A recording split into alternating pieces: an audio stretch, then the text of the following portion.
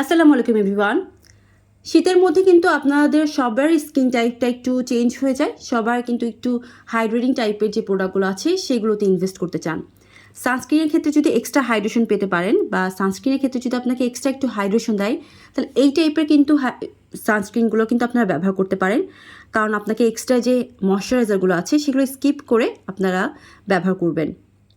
কারণ এই সানস্ক্রিনটা extremely hydrating লেগেছে এবং যাদের ড্রাই স্কিন বা ডিহাইড্রেট স্কিন কিংবা কম্বিনেশন স্কিন তাদের জন্য কিন্তু ময়শ্চারাইজার বা স্কিপ করে আপনারা সানস্ক্রিনটা ডিরেক্টলি ব্যবহার, যেহেতু এটা অস্ট্রেলিয়ান একটি সানস্ক্রিন, এটির প্রোটেকশনটা ভালোই দিবে এবং আপনার ট্যানটাও কিন্তু পড়তে দিবে না। এতে SPF 50 রয়েছে এবং EVA EVB থেকে প্রোটেক্ট করবে।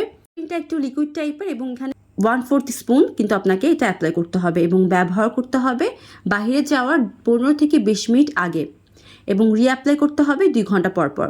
যেহেতু এটা কেমিক্যাল একটি সানস্ক্রিন, এটা কিন্তু আপনারা ব্যবহার করতে পারবেন যাদের স্কিন সেন্সিটিভ না বা কেমিক্যাল সানস্ক্রিন স্যুট করে তারা ব্যবহার করতে পারবেন। এবং এটা এক্সট্রা হাইড্রেশনের জন্য ভিটামিন E দেওয়া রয়েছে এবং এটা কিন্তু সুপার হাইড্রেটিং এর ফর্মুলেশন করা আছে। তাই বাংলাদেশের যে ওয়েদার, তারা কিন্তু শীতের মধ্যে এই ধরনের সানস্ক্রিনটা ব্যবহার করতে পারেন। তাছাড়া ময়শ্চারাইজার স্কিপ করলেজারটাও কিন্তু আপনার লাগছে না।